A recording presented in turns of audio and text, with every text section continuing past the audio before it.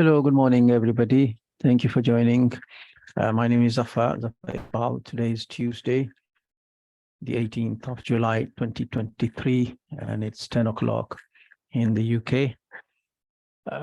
Yesterday, we were talking about the leading and managing teams, LO2, and today we will be looking at the LO3 or LO3 is to understand how to improve individual and team performance.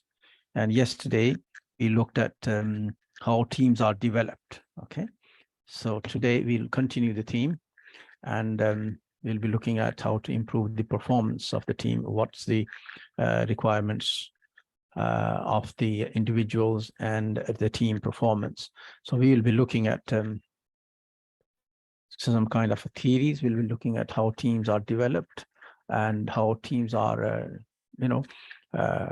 managed, how teams are improved, and how to increase the team's performance. We'll be looking at theories. One theory that we'll be looking at is the Belbin's theories, which looks at the effective collaboration between teams. Okay. And how they behave and what's the strengths and weaknesses of these individuals that bring about a team. Okay, then we'll be looking at the techniques used to improve the individuals and team performance. We'll be looking at the importance. What's the importance to an individual from improving their own performance, and we'll be looking at effective, the importance to a business of effective individual and team performance. Then we're looking at the last thing we will be looking at is to the theories, motivation theories, in order to improve the team performance and individual performance in organizations. Okay, so these four things we'll be looking at. So let's start with the first thing. Okay, start with how the Belbin defines team roles. Now, Belbin has defined team roles as into three categories, or in fact, he divided the teams into 9 roles. Okay. But in 3 categories. Now, these categories are cerebral roles, people-oriented roles, and action-oriented roles. And between those, he subdivided these roles into 9 roles. So the first one, for example, when you're looking at the cerebral roles, what he's talking about, the people who are specialists, for example, people who are evaluators, people who work imaginatively, people who solve difficult problems. So he divides these people and he calls them cerebral roles, because people, they are specialists, they like to do some things, they are self-starters, dedicated, they provide skills, they provide knowledge, and their skills are very rare. Okay.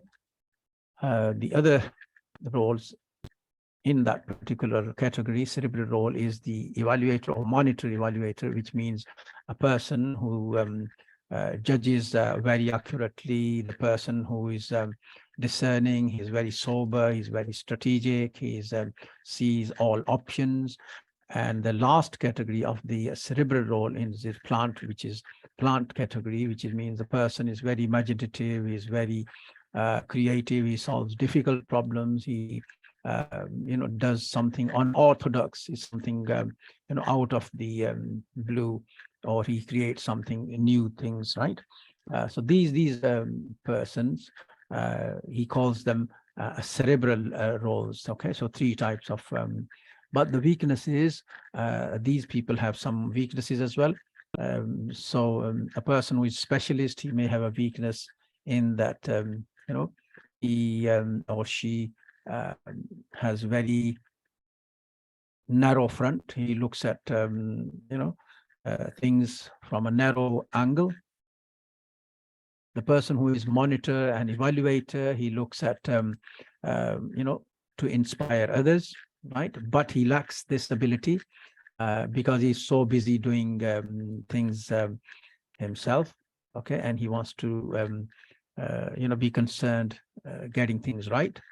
And the person who is plant orientated, okay, he ignores, incidental things, and he is too preoccupied to communicate effectively because he's also thinking about something to resolve issues, to do something unusual. He imaginates, or he's imaginative, and he creates a lot of new things. So he's busy in himself.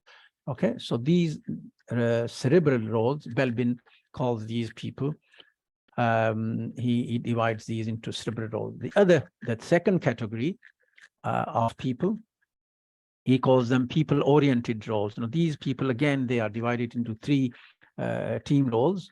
Okay, one's a coordinator, one's a team worker, one's a resource and investigator. A person who is a coordinator, he's very confident, he's very mature, he delegates, he delegates, he's a good delegator, he looks at the goals and tries and achieves them, makes decisions, very good. But his weakness is that he's manipulative, i.e. he can often be seen as manipulative. He's very, he offloads work and gives it to other people. So therefore, he is coordinator, but he tries and sheds his workload to others. All right, but he is confident. He's a good chairperson, and he delegates well. The team worker in this category, team role person, he's very cooperative, or she's very cooperative, very perceptive, very diplomatic.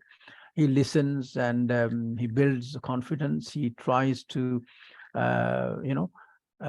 make sure that he's good in what he's doing, okay, because he's a team worker, he's cooperative, okay, he listens, he builds relationships, but at the same time he cannot handle difficult situations. He's indecisive, he doesn't know what to do, though he's good at his team, being a team worker. The third category, or the third role in this people-oriented role, is this resource investigator, which means this type of person, he explores new opportunities. He's he communicates well. He's very enthusiastic. He's an extrovert, but the problem with that person, he's over optimistic and loses interest quickly, okay, because he wants to do maybe things very right, but he loses interest. He's over optimistic, he's overconfident. So, okay, so Belbin calls these people, or these three types of people, he gives them the name of people-oriented role. And the last category of Belbin's team role people, he calls them action-oriented, i.e. doing things, right? So doing things like, a person who is a shaper, for example, he's very challenging, he's very dynamic, he likes to, drive, he likes the drive and courage to overcome obstacles. He likes to do difficult things. He tries to create, pressure, and he enjoys, and he works much better under pressure. He's a shaper. He tries to do things, and overcomes obstacles, difficulties, problems, issues. He shapes things, and he's a very courageous person, for example, but at the same time, he is, creates maybe issues with other people, or, sometimes being difficult with other persons, or, he's, prone to provocation. Maybe he likes to, or he enjoys offending other people's feelings. He's not afraid of creating problems, but okay, there are strengths and weaknesses. Implementer is person who is, who tries to be practical. He's very efficient. He's very conservative. He's reliable. He's very disciplined. He knows what he's doing. He wants to get things done. He wants to make sure that he's good what he's doing. Okay, but he's very inflexible at the same time and slow to respond to new possibilities. Okay, he's a kind of worker that is very careful what he's doing, but it takes his time to decide, to respond, to do things. Okay, so the last category of Belbin's a team role is the completer or finisher, right? This person has, what it is he's very anxious, he's very painstaking, he looks out for errors, and he tries to omit errors, he looks for mistakes, but at the same time, he is a good deliverer on time. He delivers things in, on time, and he's reluctant to delegate. He's afraid of delegating things in case he makes mistakes. He's, a worrier. He worries too much of things that he go mistakes and so on. Okay, so these are the 9 team roles that that Belbin has identified, these are very important roles. When we are talking about the teams, we see where we are ourselves, whether we are in cerebral role, people-oriented role, or action-oriented role. We can see, whether we are a implementer, or we are coordinator, or we are monitor, evaluator, or other things, right? And we can see how we work in teams, and you can categorize yourself, as to what, what type of a team member are we. Let's, let's watch a TV which looks at the performance management or changing trends in performance management in teams. So a few minutes, okay? How to get the most of Grammarly free. It's Kayla on behalf of Grammarly to tell you all about the. A lot of these trends are really helpful. So we find that there's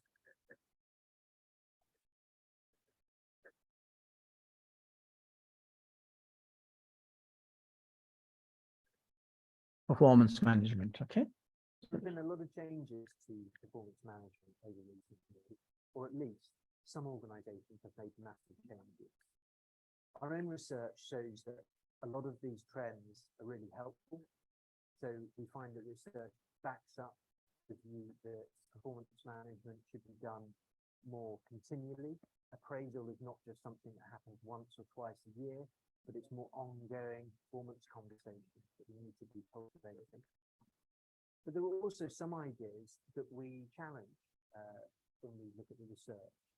So, for example, the idea that employees need to be involved in setting their own targets.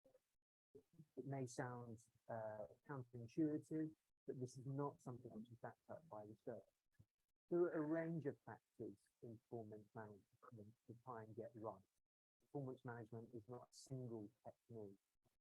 One of the examples that I think is very, very positive is bringing in a strengths-based approach when you're looking at helping people to learn and improve their performance. The idea of this comes from appreciative inquiry. It's the idea that your opportunities for growth and improvement don't come so much from fixing your weaknesses or correcting what you're not good at. It comes more from understanding what it is you've been doing that worked well. What was it that you did that contributed to that? And how can you expand on, build on, replicate that in other areas of your work?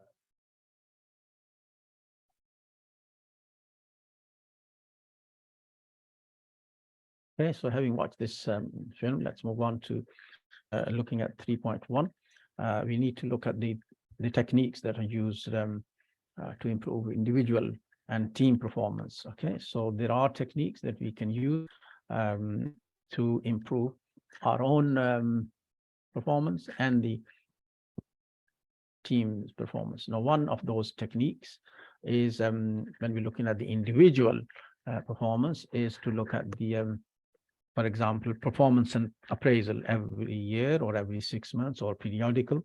Okay, we can have a regular assessment of our performance, which is using clearly defined criterion that can help us fill the gaps that we have identified and to improve ourselves. Okay, another technique is looking at the training and development, for example, training opportunities and skills development and learning for improving performance. You can set yourself targets. You can set individuals can set themselves professional targets, mentoring, checking, going on to different professional courses, workshops, and career CPD, career development plan. They can do that. Okay, to increase their own performance to individual. They can set themselves goals, a goal setting exercise in terms of SMART goal, which is specific, measurable, achievable, relevant, and time-based or target-based. Okay, and you can set yourselves goal, which are clearly attainable, which are achievable in a short-term, medium-term, or longer-term goals. And you can see that. So these are some of the techniques that an individual can use to increase their own, performance. And there may be other ones. So you can look up other techniques that can be applicable in your situation. You can look at when we're looking at the team performance. Now, the team performance has also, some kind of technique that we can use to improve the team performance in terms of its conflict resolution or effective communication, or making sure that there are clear roles and responsibilities and people know what they're doing. When we're looking at the team performance, we should be looking at how to decide what decisions to take and which type of decisions can lead to improved team performance. So we can look at different techniques for building team performance in this type of situations. All right. So clear roles, clear responsibilities. There's effective communication, making sure that the team members know what their strategy is, or what their vision, company organization's vision is, what's their goal, what's their strategic goals are, how to decide collectively to improve your own performance, which will feed into the team performance, and so on. So these are some of the things that you need to be aware of. Okay, but you need to remember that individuals and teams specifically, they work hand in hand, making sure that they continue to support each other, so that to increase the performance of the organization. Okay, so looking at how the individuals can improve their performance, and what's the importance of these techniques for an individual. Now, why are they important? They are important for people's career move, people's advancement in career, making sure that the people, know what they are doing, making sure that their performance increases while they are working in organizations, i.e., they are conversant with the methods of, latest methods or latest skills, making sure that their, skills are developed to an extent, to increase their overall professional value, and making sure that they are marketable, making sure that the, organization, reaps the increased productivity in less time than taking times to do a particular job. Okay, so the this is the result. In other words, why these are important. These techniques are important for individuals because they are important for their career development, for their personal satisfaction, for their increased productivities, for their career advancement. So for the making sure that they are good at what they are doing, and they benefit the organization, so they are maybe marketable as well in the marketplace. So all these things, and there may be other objectives. Okay, as far as the team members are considered important, they are there for making sure that when you select team members, you select them on on their personal growth level, making sure that these people who are confident, people who are adaptable, making sure that these people can do what they are supposed they can do. Okay, making sure that when you are selecting team members, you select them based on their performance, making sure that they are motivated, making sure that they are satisfied with their job, making sure that they are high in morale, full of confidence, they have a good experience, making sure that they have good performance potential, making sure they can raise their standards, making sure that these people are professionals, and making sure that these people who come on board with you have high earning potential, as well as giving overall good performance, so that they can lead so that they can lead to numerous different benefits, both in the short run and in the long run, and so they can be successful in organizations, and the organization stays in successful mode as well. Okay, so the 3.2, which looks at the importance to an individual of improving own performance, this is self-explanatory. Why would you want to have how would you increase your improvement? How would you become better when you are working? Of course, you would do some things that you would want to do to make sure that you are increase your marketability, making sure that your skills are up to date, make sure that you are increased in increasing productivity, you're giving something back to the organization. So you will do some things to improve yourself. So you can look at your career development plan, for example, and if there are any mishaps or misgaps or anything shortfall, then of course you can put a plan in action, and you can try and implement that plan of action in yourselves. Okay, so why are these important? Why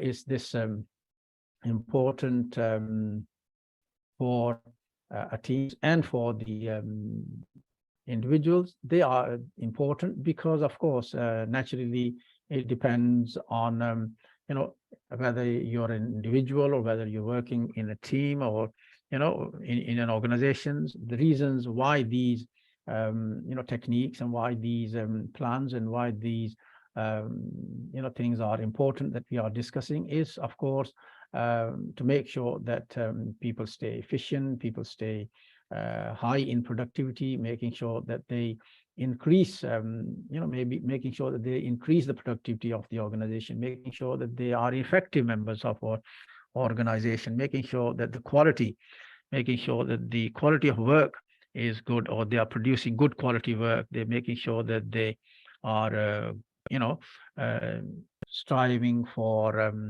excellence, making sure that people are capable of improving the quality of services offered by the business, so that if the business benefits, of course, then the individuals and the team benefits, of course, and the high performing teams have a good reputation because they are getting along with each other, they communicate, they collaborate, they respect each other, and this will contribute to positive work environment, which will boost morale and further improve the performance of the organization.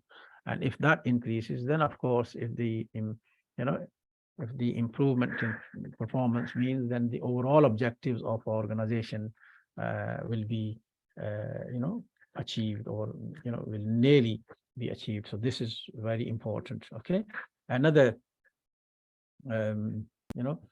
reason why what you call them why these why it's important for team performance and individual performance is that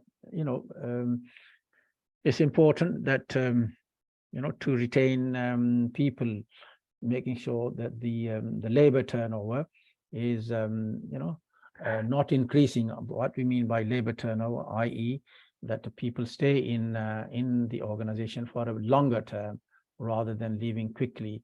Because if they leave quickly, there's high labor turnover. That's damaging the organization.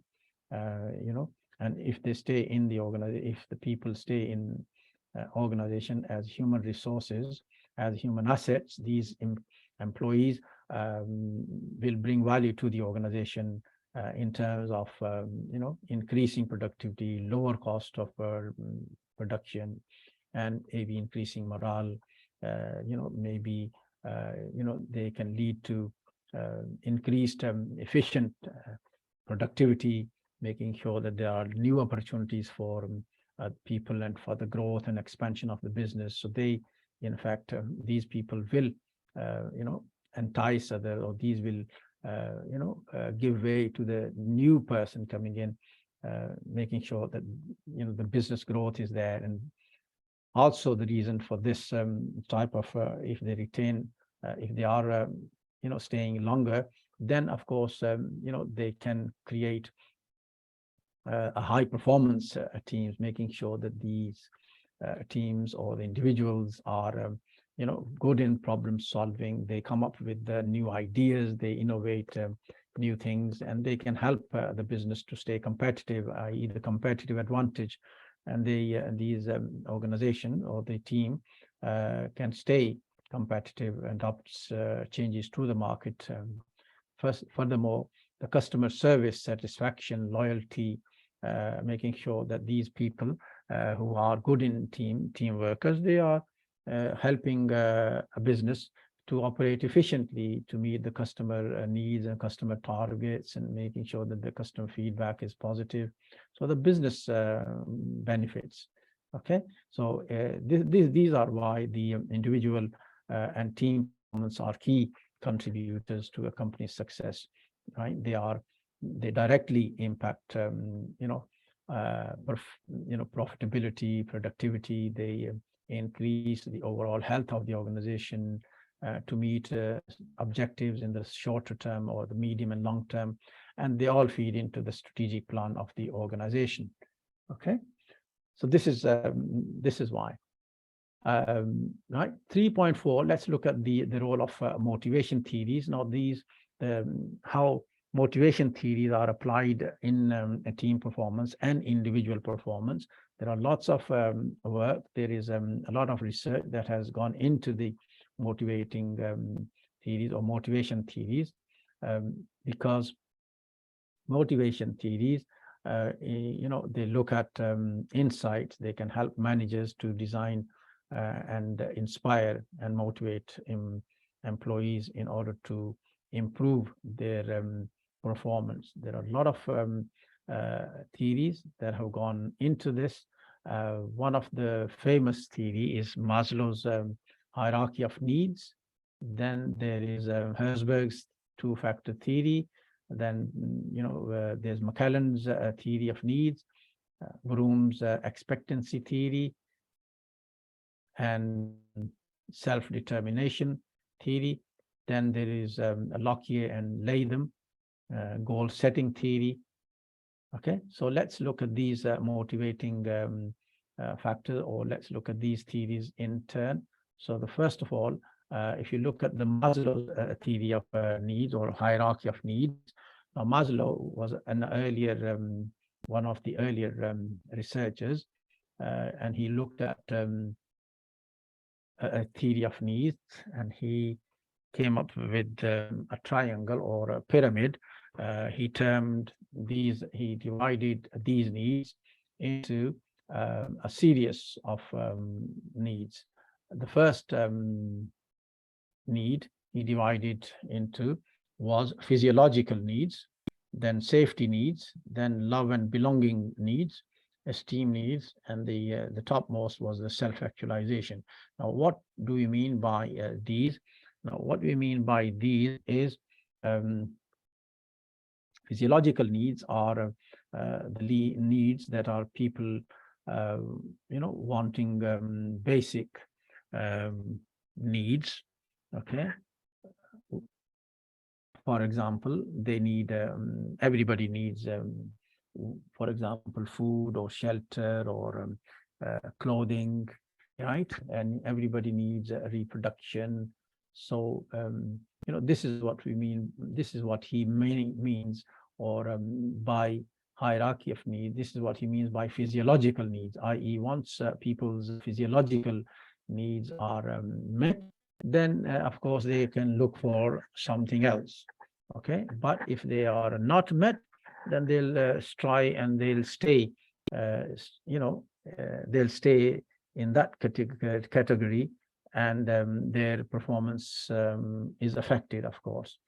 Okay, once employees or people's physiological needs are met, then of course they can look up to safety needs, i.e. where they can stay comfortable, or where can they secure, where they can, security, they can see security, or they can stay secure by themselves. For example, if they are in job, once they have a food or somewhere to live or somewhere to sleep, of course, that kind of need is met, and now they move into a safer net as far as the jobs is concerned, because they know they have some place to live. And so the safety needs are things like health needs or property and employment needs.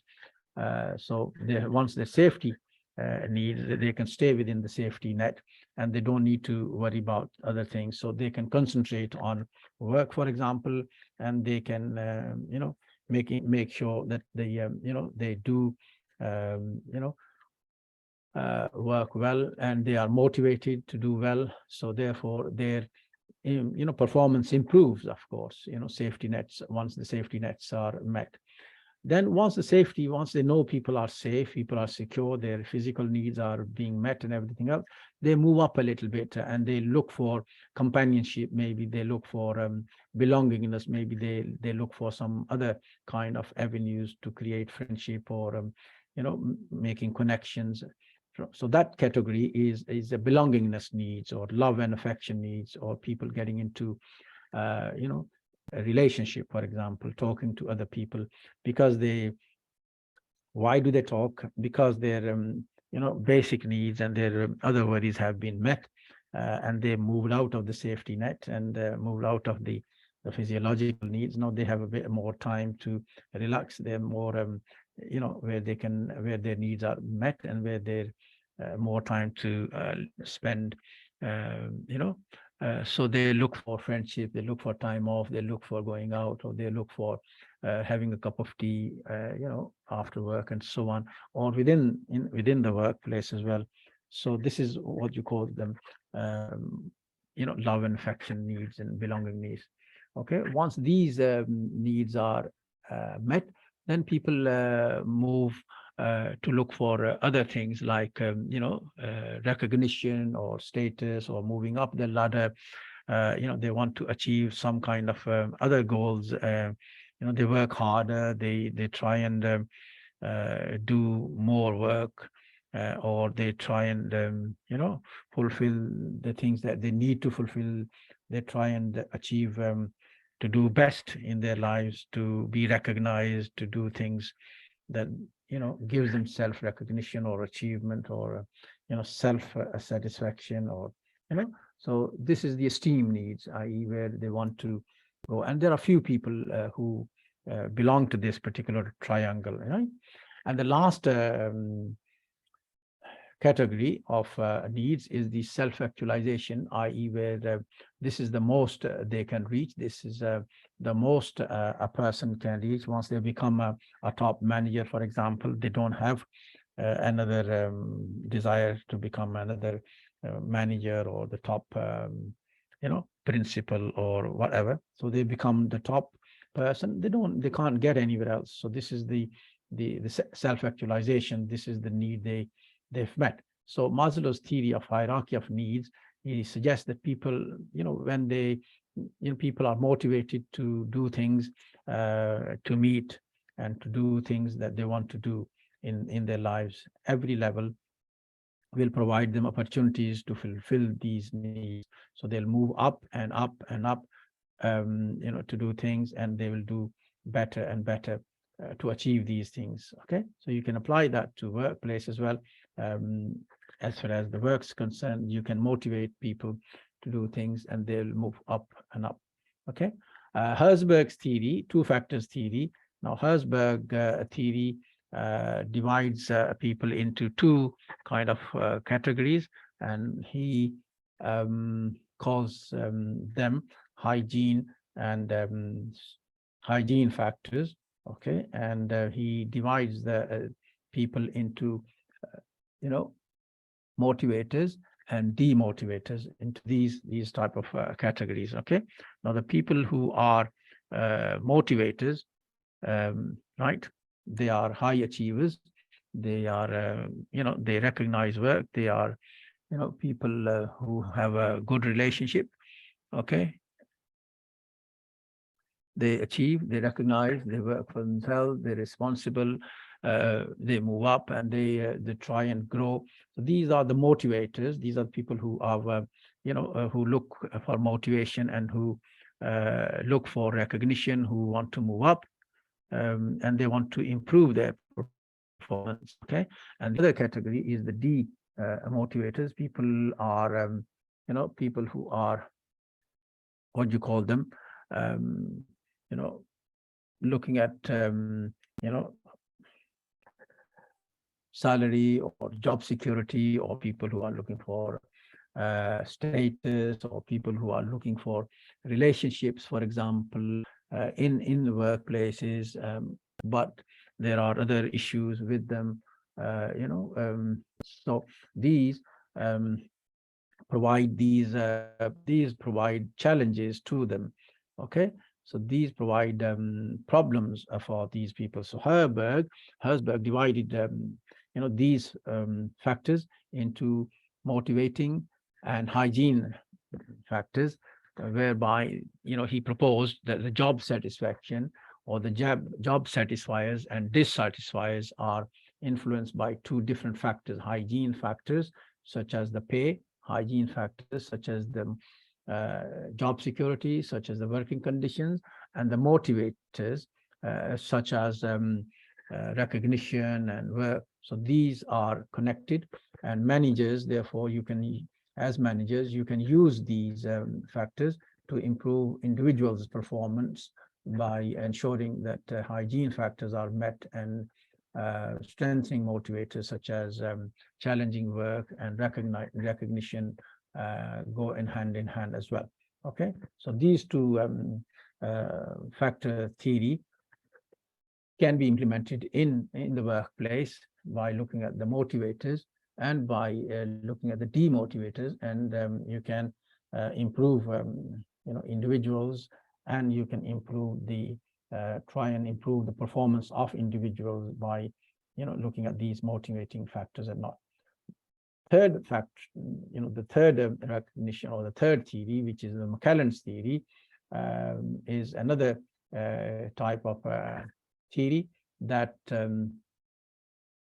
tries and motivates people in terms of achievement, for example, in terms of power, in terms of in team members. So he divides, McClelland divides this triangle or pyramid into three types of categories. One type of category, he calls them the need for power. The other one he calls need for affiliation, and the third category, need for achievement. Within these three categories, within these three types of needs theory, he makes sure that the people who are needing power, they are enjoying competition, they are winning the competition, they enjoy status and recognition, they want to control and influence others. These people who are needing for power, they are hungry for power. So in order to get the power, they like to they like to win things, they like to do things, they like to enjoy status, they like to be recognized, they want to do things, and they want to stay in control of others, they want to influence others. So this is how they will be recognized, this is how they will this is how they will stay and get into power, because they need they are hungry for power. Okay, so this is the top or only a few, what you call them, only a few type of people who are hungry for needing power. Most of these people are needing for achievements, and in the middle are people who need for affiliation. So on the one end, you got a smaller or minority of people who are hungry for power, and the majority of people who wants to do things for their sake, and they try and set themselves some kind of challenges. They are taking risks. These people are taking calculated risks, in other words, or these people are trying to do what they want to do, but they find it, sometimes they find it a problem, sometimes they they take risks, sometimes they set themselves challenges, sometimes they set themselves risks and goals to achieve things. But the majority of the people who fall in this category, McClelland's calls them need for achievement. So they are people who wants to do things. Okay, and the middle bit is the need for affiliation, people who want to belong to a group, for people who want to work for an organization, but they want to, at the same time, they want to be in a team, for example. They want to be liked, they want to make sure that the rest of the group gets on with them. Okay, they try and collaborate with others, they want to make sure that they don't face uncertainty, or they stay safe, they want to be with somebody, they want to be associated with somebody. Okay, so these people are good in teams. Okay, so McClelland's theory of needs is there, and the main understanding is that lots of people in team members, they help managers to motivate and develop a new kind of strategies. So making sure that the improvement in productivity or improvement in performance takes place in organizations. Okay, and this is very important. So the McClelland's theory, he proposes that people are motivated by these types of needs. Okay, need for power, need for affiliation, and need for achievement. Okay, majority of people want to do things, okay, but they take calculated risks.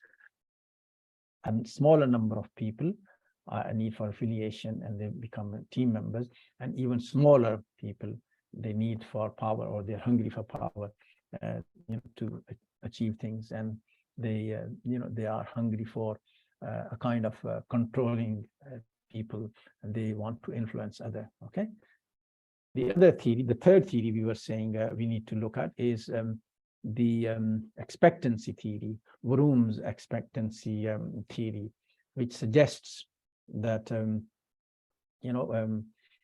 motivation is influenced by the expectation that effort will lead to performance.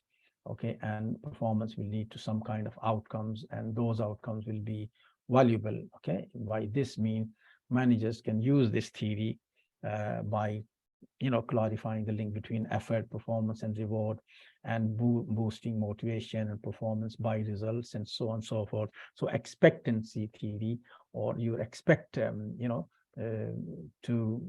you're expecting people will behave in a certain way, and you entice them by giving them some kind of a reward, for example. And then once they get the reward, once the reward, they measure the reward, they they reward is what what will you give them, or what type of reward will I get when the job's done, or they look at the work, whether it's hard or whether it's easy, right? So it depends on the effort related to your performance and the reward that you get. So it's kind of an expectancy theory, assumes this type of Barum says that you motivate people, to perform and give them some kind of reward, making sure that they have some kind of outcomes, and these outcomes are rewarded by some kind of reward. So this theory links your effort, performance, and reward, making sure that they boost the motivation and performance of the team and individuals. Okay, so this is very important theory. Another theory that's come up as a motivation theory, or the type of theory, is known as the self-determination theory, which is emphasizes the intrinsic, i.e. intrinsic motivation, i.e. the inner activities, that rather than the outside or extrinsic factors affecting the motivation, affecting the performance. Okay, so there are some intrinsic motivation, intrinsic activities, intrinsic things that are triggering of people to do better or not to do. So the managers can make sure, or in order for increasing performance, they can create an environment which supports people's fostering of those intrinsic motivation, making sure that the managers suss out these intrinsic motivators, and create an environment in which they can enhance and support the people and workers, so which will improve their motivation. Okay, because it's self-determination. In other words, people are determined to do better. Okay, once they get some kind of environment, of course, they'll try and improve their performance, and managers can use that intrinsic motivation to increase productivity, to increase motivation, to increase communication and fostering these relationships. Okay, so self-determination is also important. The other theory, goal-setting theory, Lockyer and Latham, which has been developed to motivate people. This particular theory, goal-setting theory, sets specific goals leading to performance. Okay, so there are some goals, and managers set these goals so that the employees are involved in these setting goals. Then they are measured. These goals are measured, these goals are looked at, and these objectives are measured against the tasks that they've been set, which will improve individual and team performance. Okay, so Lockyer and goal setting theory is based upon goal setting principles, and this is one way, or this is another way which creates a challenging behavior for employees and increases people's effort towards achieving key tasks. And once these tasks are met, maybe they'll get some kind of a reward because the performance targets have been met and performance targets have been achieved. They'll get some kind of, a feedback, and based on their goals and tasks and their, okay. So this is what they, what they come up with. This theory helps people to improve. Okay. So in all, what we've looked at, there are a lot of different theories. There are, many theories that have been proposed, which managers can use, which managers can design, which managers can implement in their organizations to increase employees' performance, or increase their motivation, to increase their performance, to increase their belongingness to an organization, to increase their aspirations, or to create an environment which motivates them to work and to increase their performance in the organization. But it's important that these theories, that these motivation theories are difficult to implement, because everybody's difficult, everybody's different, every individual's behaves different, and it's sometimes they work and sometimes they don't work. But these theories are a kind of models, or these kind of give you a kind of an overall approach, okay, to see how people motivate, how people work, how people motivate in or how people behave in organizations, and how people's performance can be increased. There is no concrete one theory which will say, okay, this is the theory that you will need to increase the performance of individuals. Okay, so different situations will apply different motivation theories, will apply different times, but human behavior is very difficult to predict. Okay, so let's go back to our learning outcome. Okay, learning outcome was to understand how to improve individual and team performance. So what we've looked today is we looked at different theories. We started off with the Belbin's team roles theories. We said there are different roles in teams. There are there are strengths, there are weaknesses, and depending on the roles that people get, some people are within their cerebral roles, some people are in action oriented, some people are people oriented, and depends where everybody can fit. Okay, then we looked at techniques to improve individual performance and team performance, like we can set goals, we can do training, we can do feedback, we can do performance appraisal, we can look at the team building activities, communication, or looking at the sharing of vision and goals in teams. So we can build upon that. We looked at how, or the importance of importance of these techniques to individuals to increase their own performance. We looked at why are these why are these theories, or these skills, or these techniques important for increasing own performance.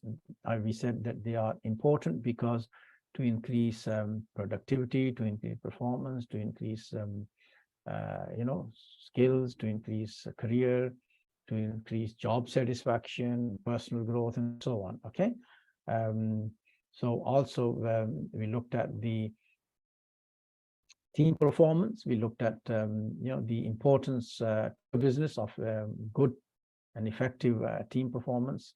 We said that the team performance and individual are important to increase productivity, reduce cost, make sure that the people are satisfied, make sure that the people are retained, make sure that the labor turnover is reduced to a minimum, and making sure that people,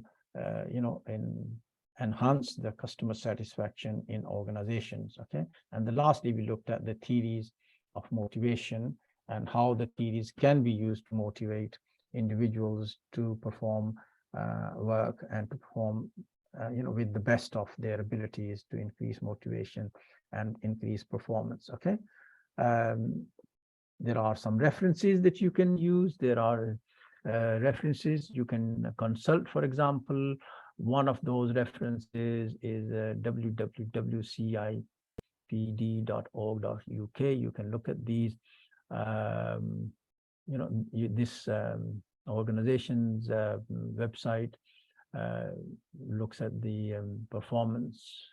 Okay, you can look up Maslow's theory or Herzberg's two-factor theory or McClelland's theory. You can look up other theories of motivation. There is a further reading book you can look at.